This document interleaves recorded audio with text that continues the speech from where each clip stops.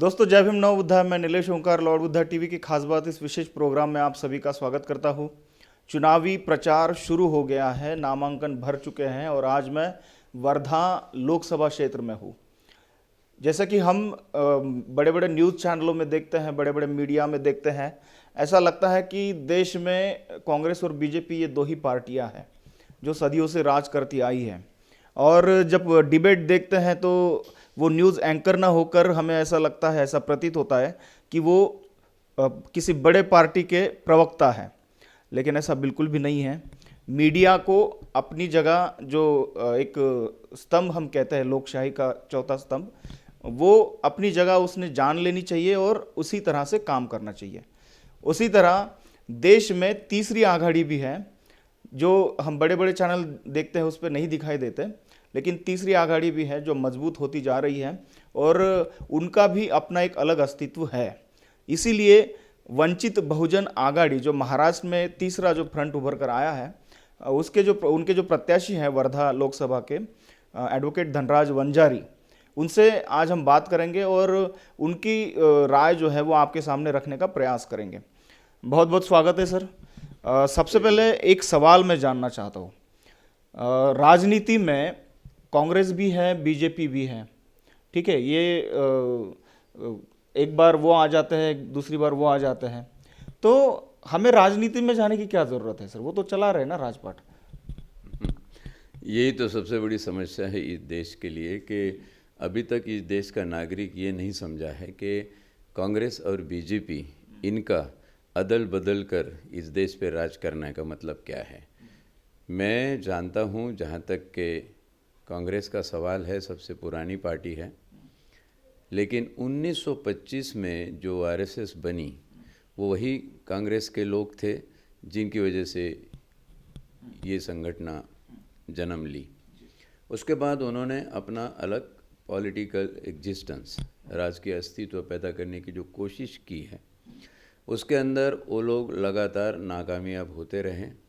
लेकिन 1952 में जिनके खाली 2 प्रत्याशी थे संसद में, उन लोगों ने जाकर आज संसद पे अपना कब्जा कर लिया।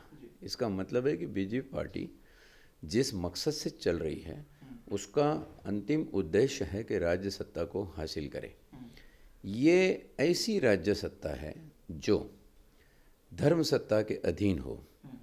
कांग्रेस में ये मसला तब तक नहीं था जब तक राजीव गांधी थे, लेकिन पीवी नरसिम्हा राव आने के बाद, जिन्हें आरएसएस कहती है कि हमारा पहला पंतप्रधान था, ये मामला पलट गया और कांग्रेस जो है वो हिंदुत्व के रंग में अपने आप को ढालने लगी।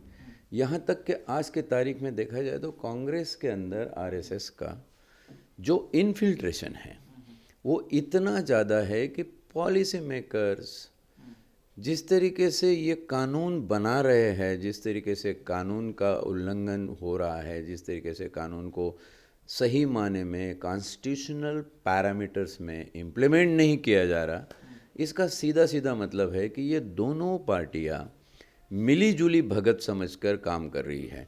उदाहरण के लिए बता दूं कि जैसे कि बीजेपी ने कहा कांग्रेस में बड़ा भ्रष्टाचार है, वहाँ पे तो 2G 4G स्पेक्ट्रम घोटाले हो गए, वहाँ पे तो कोलसा खान हो गया, ये सब हो गया। जितना भी हुआ सब पे केसेस हुई। कुछ मामूली से किनारे भर के लोगों को पकड़कर जेल में डाल दिया, केस कर दिया, कुछ ये कर दिया, वो कर दिया। महज बात यह है कि जितने हजारों करोड़ों का घपला ये लोग कहते थे स्कैम, उसमें से कितना पैसा रिकवर हुआ ये आज तक बीजेपी ना बता पाई है, ना कोई पैसा रिकवर हुआ है। उसी अंदाज में इनका चल रहा है कि राफेल है, टाफेल है, जो कुछ भी है ये लगा रहे हैं। ये लोग पैसा लेकर भाग गए हैं, नीरव मल्ल्या से लेकर तो नीरव मल्ल्या और चौकसी वगैरह ये सारे। अब ये सोच रहे हैं कि ये बहुत बड़ा घोटाला है, नोटाबंदी है, ये सबसे बड़ा डाका है। बिल्कुल सही है, डाका है, लेकिन यकीन मानिए अगर इस देश की राज्य सत्ता की बागडोर बीजेपी के बाद अगर कांग्रेस में आती है तो वही बात होगी जो बीजेपी ने किया। कुछ तो दिखावे के लिए किया जाएगा, आप रोने की एक्टिंग कर लो, हम लोग मारने की कर रहे हैं, इंशाअल्लाह पब्लिक हंसती रहे, बस ये चल रहा है। और ये समय जानता है इस देश का नौजवान कि हमें एक थर्ड फ्रंट की ज़रूरत है। अब थर्ड फ्रंट यहाँ पे एक्सपेरिमेंट बहुत हुए, हमारे चंद्रशेखर से लेकर वीपी सिंह से लेकर देवे गौड़ा से लेकर थर्ड फ्रंट के एक्सपेरिमेंट बहुत हुए। अब के थर्ड फ्रंट में एक चिंगारी है, और उस चिंगारी है घटनाकार डॉक्टर बाबा साहेब अम्बेडकर की, वो चिंगारी है बुद्धिज्म की, वो चिंगारी है सच और सत्य की, वो चिंगारी है महात्मा फुले की, वो चिंगारी है शाहू की। और इसलिए बाला साहब आम्बेडकर, एडवोकेट प्रकाश आम्बेडकर, इन्होंने जो ये वंचित बहुजन बनाया है, इनका बनाया हुआ नहीं है, ये बनाया धनगरों ने। धनगर को धनगट करके किस तरह बरसों से लोगों ने झुलाया, उनको झुलसाते रखा। पंढरपुर में 45,000 लोग जब अंगार से चिढ़कर जमा हुए, उन्होंने तय किया कि हम लोग एक थर्ड फ्रंट बनाएंगे, और वंचित बहुजन वो उनका बनाया हुआ है। पंढरपुर में हुआ मामला यूं कि भारीप बहुजन महासंघ का जो एक्सपेरिमेंट है वो प्रकाश आम्बेडकर कर रहे हैं अकोला पैटर्न के नाम पर कई सालों से। तो वो लोग उनके पास गए, उन्होंने देखा कि ये बहुजन वाला मामला है वो बहुत सही है, और फिर उन्होंने ये भी सोचा कि इसमें हम मुसलमानों को भी साथ ले चले, क्योंकि वो भी बेताशा सताए हुए हैं। तो उन्होंने उनको मुसलमानों को शामिल कर लिया, और इसलिए ये वंचित बहुजन बना है। वर्धा की अगर बात करें तो ऐसा क्या बदलाव होगा? मान लेते हैं कि तीसरी आघाड़ी है, तीसरा मोर्चा है और सत्ता भी आगे मान लेते हैं, तो ऐसा क्या बदलाव होगा जो आज तक नहीं हुआ, जो कांग्रेस बीजेपी ने नहीं किया? बदलाव के लिए तो यहाँ सबसे बड़ा मैं सोचता हूँ कि किसान का क्षेत्र है, जहाँ पर इस एरिया में जितने किसान हैं, हम आज उनकी परिभाषा अगर कर ले तो अल्प भूधारक संज्ञा में उन्हें बैठाना पड़ेगा, और मजदूर हैं। यहाँ पे सबसे बड़ी समस्या खेती को लेकर है, पानी की, इरिगेशन नहीं है। अब पानी की समस्या के रहते हुए अगर आप हज़ारों करोड़ रुपए रास्ते के बनवाई पे लगवा दो, भैया रास्ते तो बनने चाहिए, तरक्की तो होनी चाहिए, लेकिन रास्ते किस लिए बनने चाहिए कि जब यहाँ पे कोई प्रोजेक्ट, कोई फैक्ट्री, कोई रोजगार देने वाली संस्था आए तब। लेकिन नक्शा तो बड़ा विपरीत है, बड़ा उल्टा है। यहाँ पे जो एस्टैब्लिश बिजनेस थे, जो फैक्ट्रीज थी, वो बंद होने में है क्योंकि पानी नहीं है। तो हम ये करें कि सबसे पहले यहाँ पानी कैसे उपलब्ध हो, उसकी उपलब्धता को देखकर पहला वो प्रयास किया जाए। अब वो प्रयास नहीं होने के कारण खेती भी जा रही है और बेरोजगार भी बढ़ रहा है। दूसरा बड़ा प्रभावित क्षेत्र है एजुकेशन का। जहाँ तक वर्धा को मैं जानता हूँ कि यहाँ पर गांधी जी का बोलबाला रहा है, विनोबा जी जिन्होंने भूदान चलाया था, और ख़ास करके जो किसानों को मारने के लिए जो 3 कानून बनाए सरकार ने, ये तो कांग्रेस ही के राज में बने हुए हैं तीनों कानून। उसमें सबसे पहला कानून है कि कमाल ज़मीन धारणा, land ceiling act. Land ceiling act में किसानों को कैसे मारा? जो प्रत्याशी हो, जो यहाँ का पीपल्स रिप्रेजेंटेटिव बन के पार्लियामेंट में जाए, मैं समझता हूँ कि वो इस चीज़ को जाने। ये कानून जो बना उसमें सेत जमीन, खेती की ज़मीन को परिभाषित किया, बल्कि ज़मीन को परिभाषित नहीं किया, और उसके ऊपर सीलिंग लगाया 54 एकर्स। 54 एकर्स के ऊपर कोई भी किसान ज़मीन नहीं रख सकता, खेती वाली ज़मीन। लेकिन जो ज़मीन है वो इंडस्ट्रियलिस्ट 4,000 10,000 एकड़ रख सकता है, उस पर कोई सीलिंग नहीं है। किसानों के घर में अगर 4 बच्चे हुए तो 54 वाला आ गया 12-14 पे, और उसके घर में अगर 2 बच्चे हो गए तो वो आ गया 5 या 7 पे, यानी अल्प भूधारक। 2 जनरेशन में हमारा किसान खत्म हो गया, क्योंकि वो ना किसान बढ़ा सकता है ना ये कर सकता। दूसरा कानून बना है इसेंशियल कमोडिटी एक्ट, आवश्यक वस्तु नियम। इसके तहत जितने प्रोडक्ट खेती में होते हैं वही डाले हुए हैं, इंडस्ट्री का एक भी प्रोडक्ट नहीं। हम नियम लगाएंगे, हम कंट्रोलिंग करेंगे, हम उसकी वैल्यू निर्धारित करेंगे, क्यों कि ये किसान का प्रोडक्ट है, और इसके ऊपर कानून लगा हुआ है। तीसरा है लैंड एक्विजिशन एक्ट, भूमि अधिग्रहण कानून। ये तो इतना जलाल है, जल्लाद है कि मुझे खोखले विकास के सपने के नाम से तुम्हारी ज़मीन चाहिए, इंशाल्लाह मैं वो ज़मीन ले लूँगा, अगर आप मेरे हो, नज़दीकी हो, तो मैं 1 एकड़ को 40 करोड़ दे दूँगा, नहीं तो मैं तुम्हारा धर्मा पाटिल बनाकर मंत्रालय के गेट पे जहर पिलवाकर खुदकुशी करवा दूँगा। अब ये तीनों कानून को अगर देखा जाए तो किसान मर क्यों रहा है? इस देश में 3 लाख किसानों की खुदकुशियाँ होती है, और वर्धा का बता दो पिछले 6 महीने में 108 खुदकुशी हुई है। यहाँ के जो निर्वाचित पीपल्स रिप्रेजेंटेटिव है, क्या उन्होंने इसके बारे में कभी सोचा?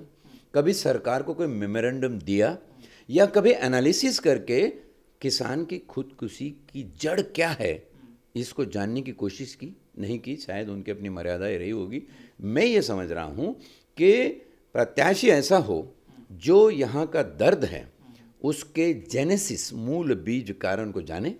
सिर्फ जानकर क्या करना है, वो तो घर में बैठ जाएगा, वो जानकर उसके ऊपर बहस करने की, उसके ऊपर नया कानून पहल करने की ताकत रखे, सक्षमता रखे, और उस सक्षमता से जाकर पार्लियामेंट में बवाल करे, इस बात को आगे रखे, ये तीनों कानून रद्द करे।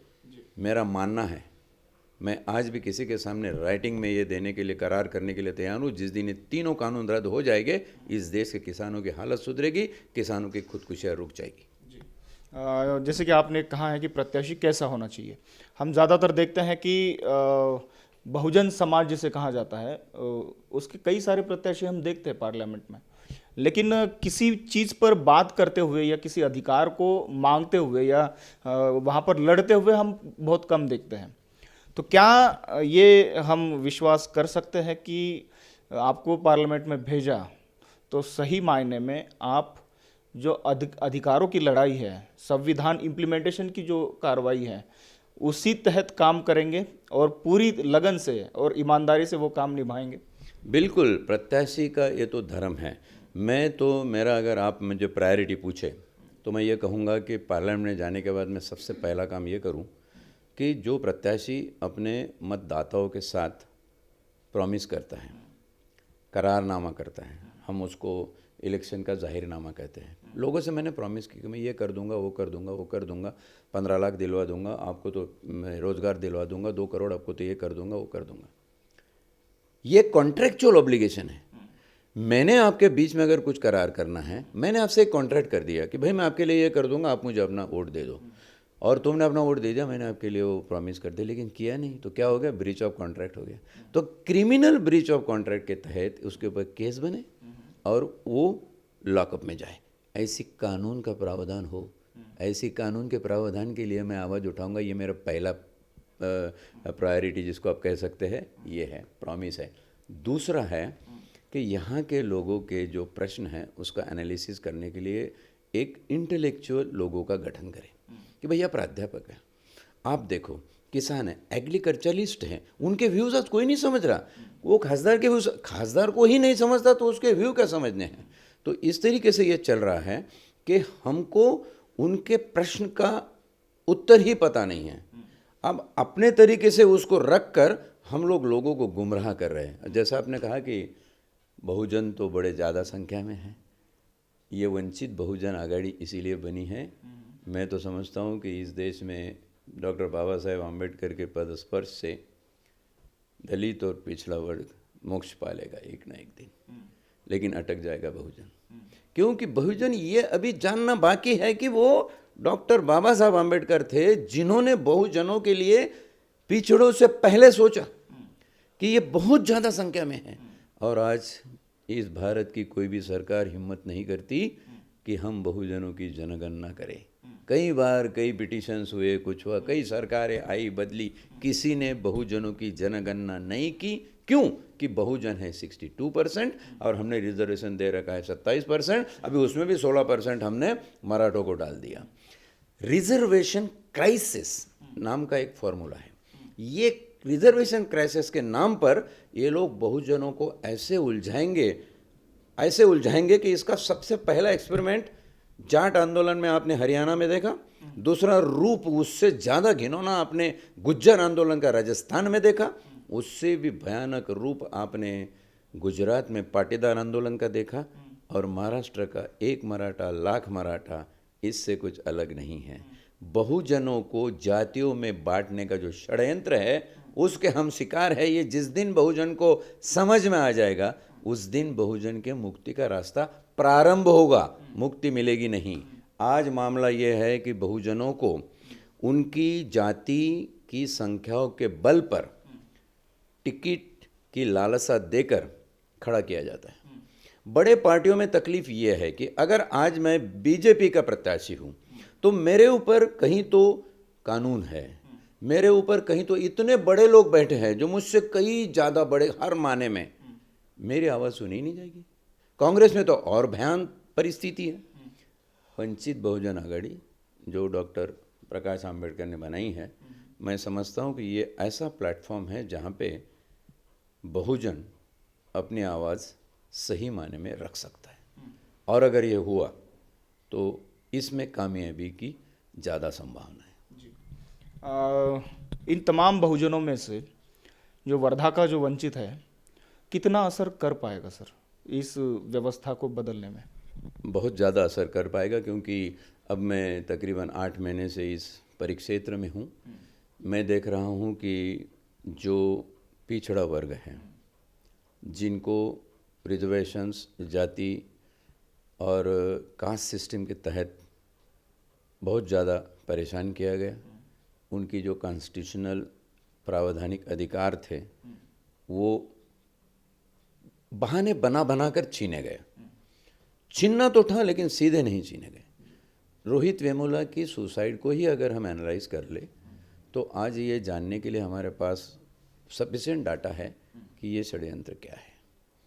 बावजूद इसके मुसलमान जो पूरी तरह उलझे हुए हैं अपने अस्तित्व को लेकर कि ए मालिक खुदावंद परवरदिगार कि मैं इसकी सज़ा भुगत रहा, मुसलमान के घर पैदा हुआ, मेरा तो कोई कसूर है नहीं। जबकि अखलाक को मटन का एक टुकड़ा मिलने के बाद में गाय का है ऐसी सोच बनाकर लोगों ने कुचल दिया। वो पुलिस इंस्पेक्टर जो इसकी तहकीकात कर रहा है वो किसी थाने में बदल होकर जब गया तो उसको वहाँ पे मार दिया गया। तो ये जो वर्ग है, मुस्लिम, बहुजन, पिछड़े, दलित, आदिवासी, पारधी, गोवारी, धनगर, ये सब देख रहे हैं कि ये हो क्या रहा है। और जब सही मांग करने के लिए कोई आंदोलन हो, सच की आवाज़ उठाई जाए, सच के बारे में बोलबाला किया जाए, तो आपका दाभोलकर पानसरे हो जाए या आपकी आवाज़ को दबा दिया जाए। ये सारी चीज़ें मैं यहाँ अनुभव कर रहा हूँ। ये बाहर बताने की व्यवस्था नहीं होने के कारण दमन सा एक पहलू चल रहा है।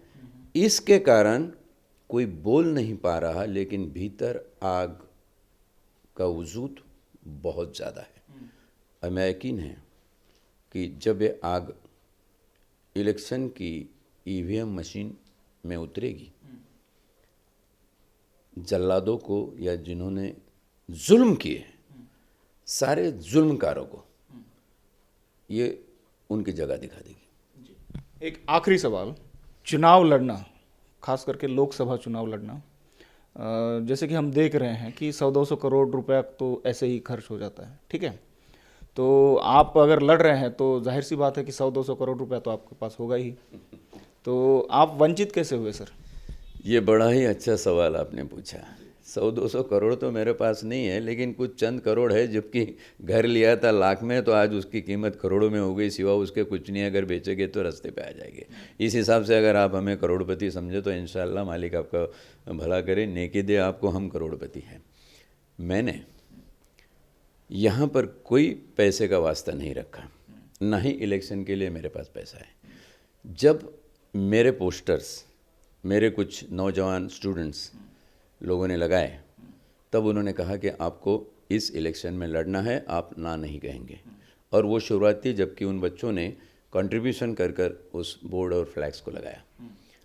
मैं जो अब तक यहाँ चल रहा हूँ वो भी यहाँ वहाँ से कंट्रीब्यूशन के तहत चल रहा हूँ। मैंने एक सोचा है कि अगर मेरे पास पैसा नहीं है, तो क्या मैं ये एक्सपेरिमेंट भी नहीं कर सकता कि पार्लियामेंट जाने के लिए ऐसा कोई प्रत्याशी कोशिश न करें? आपने देख लेना, शायद इलेक्शन के बाद आप ही की चैनल को मैं मेरा इंटरव्यू देना पसंद करूंगा। ये मॉडल मैंने साहब के सामने भी रखा है कि मैं ऐसा मॉडल बनाऊंगा कि जिसके पास पैसा नहीं है वो प्रत्याशी भी इलेक्शन जीत सकता है, लिहाजा लोगों के दिल की आग उसके दिल के आग से जुड़ जाए। और इस बात से मैं चल रहा हूँ। मेरे कई कार्यकर्ता जो है यहाँ पर आते हैं जिलों से, तालुकों से, ब्लॉक से, और आकर पूछते हैं कि सर वहाँ तो इतने पैसे लगे, वहाँ उतने पैसे लगे। मैंने कहा भैया मेरे पास पैसे तो है नहीं। नहीं बोले पैसे तो लगेंगे, वो थे तो तब वो कर रहे थे, वो थे तो इतनी गाड़ियाँ दी थी, इतना ये था, उतना भत्ता।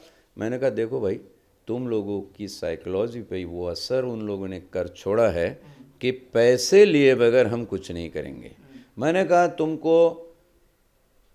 तुमको मैं वो याद दिलाता हूँ कि क्या तुमको बाबा साहब आम्बेडकर का संविधान चाहिए या कोई पैसे देने वाला प्रत्याशी चाहिए जो चुन के जाने के बाद में संविधान की ऐसी कर दे? कहने लगे नहीं, हमको तो संविधान चाहिए। तो मैंने कहा एक महीना भर अगर तुम्हें कोई खाना खिलाकर अच्छे से पैसे वैसे देकर रखता है तो क्या उसके बदले में तुम तुम्हारे जिंदगी के 4 साल 11 महीने बेच दोगे गुलामी के लिए? वो तो आपको गुलामी समझेंगे ना।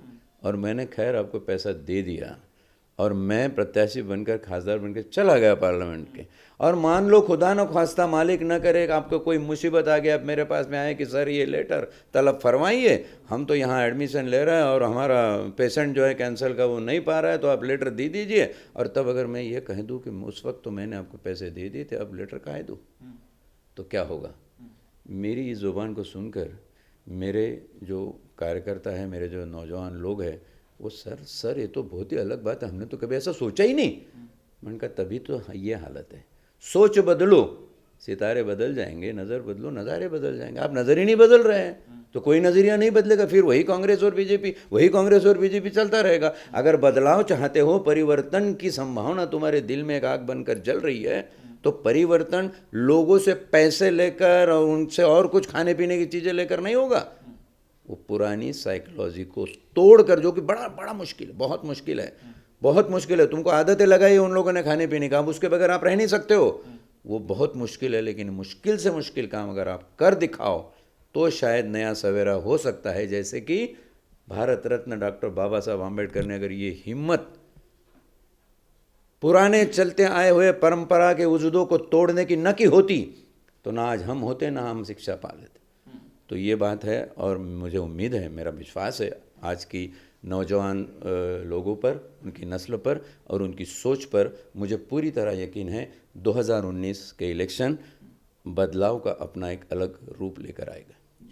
बहुत बहुत धन्यवाद। इतनी सादगी और इतने आत्मविश्वास से तमाम सवालों के जो जवाब हैं वो आपने दे दिए।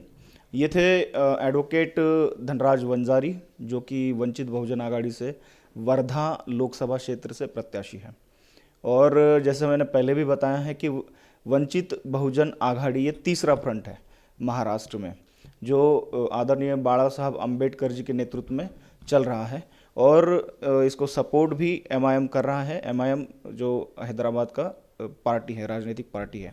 और कई ऐसे संगठन हैं जिन्होंने आपस में, जो वंचित है सदियों से, इन्होंने आपस में एकता बनाई और राजनीति अपने हाथ में लेने का मन बना लिया, सत्ता को अपने हाथ में लेने का मन बना लिया। तो देखते हैं कि इनकी बातों में कितना असर है और आपके जज्बातों में, आपकी ईमानदारी में कितना असर है। आज के लिए बस इतना ही, फिर मुलाकात होगी ऐसे ही किसी मौके पर। तब तक के लिए जय भीम, नमो बुद्धाय।